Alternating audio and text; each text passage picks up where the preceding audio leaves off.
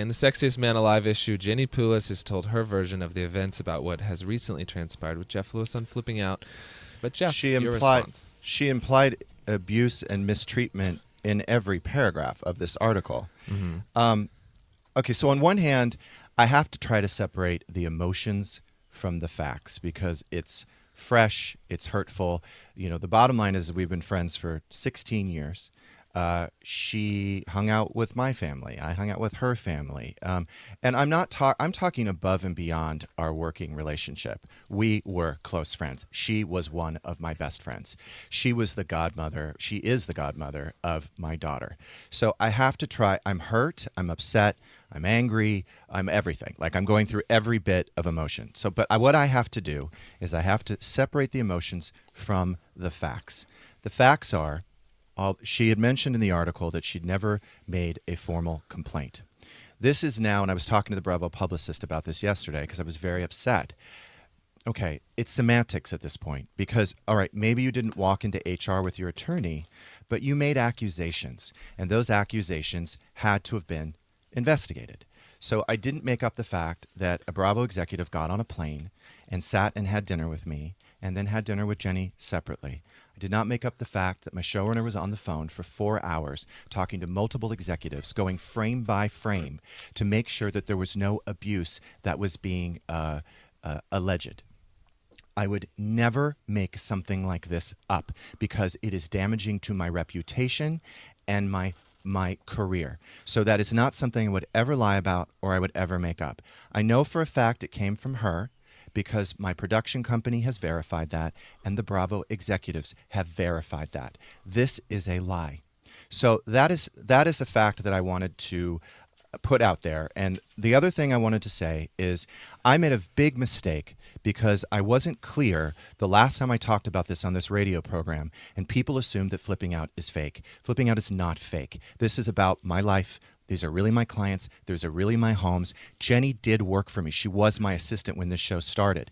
She was my assistant for God, it had to have been 10 years until maybe the last 3 or 4 years. And I'm going to, and this is where when I say something, I either have witness accounts or I have paperwork to back it up.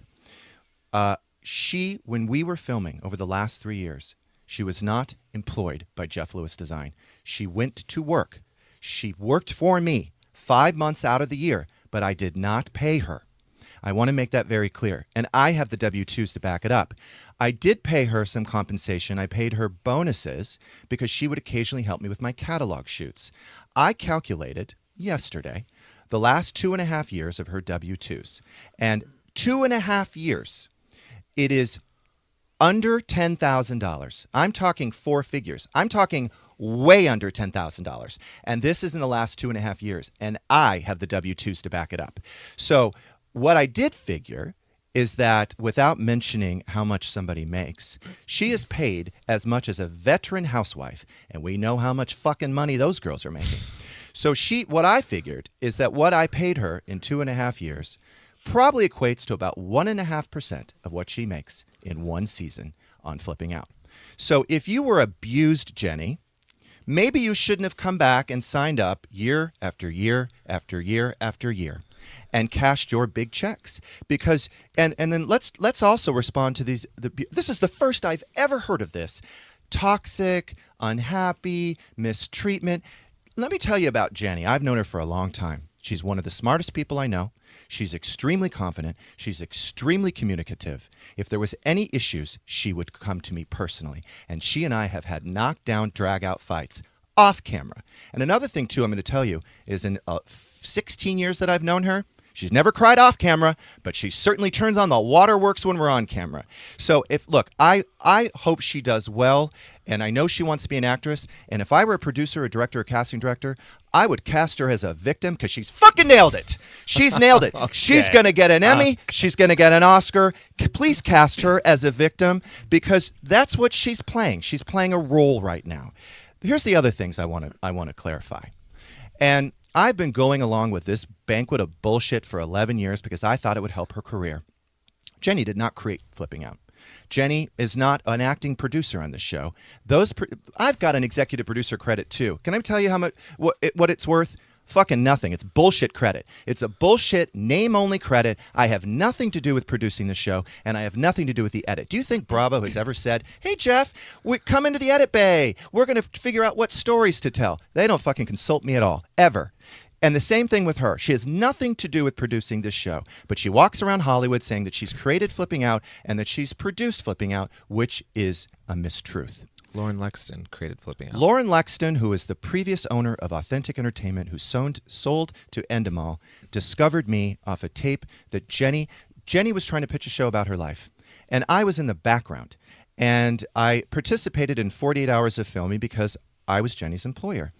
Do you think Jenni makes it sound like she came up with the idea, that she's like, look at this guy, we can make a show about him? That's not what happened. She was trying to pitch a show about her life, and the producer noticed me and called me directly and said, we would like to do a show about your life. Jenni had nothing to do with it. So look, if we're going to go out in the world now and we're going to pitch shows and we're going to, try to make it in the entertainment industry, then let's just be honest. Jenni, you were never an acting producer on this show. You never created Flipping Out. You had nothing to do with it. And the other mistruth is she's walking around saying she's an Emmy-winning producer. If anyone does their fact-checking, it seems to be only me, she was never on that ballot, which means she was never nominated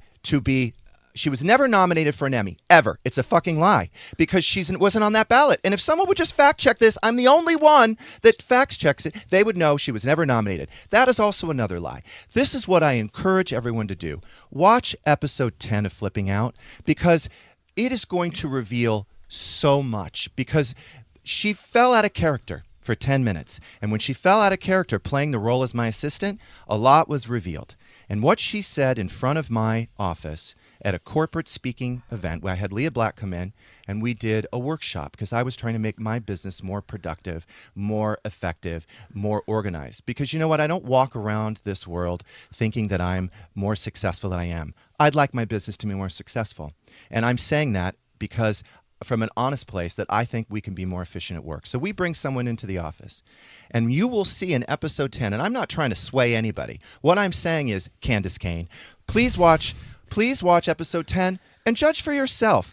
But what would you do as an employer and as a friend, because I thought we were good friends, when someone gets up in front of your office and says they are humiliated? It's humiliated working for me. It's humiliating working for me. That's what she said. And this is on camera.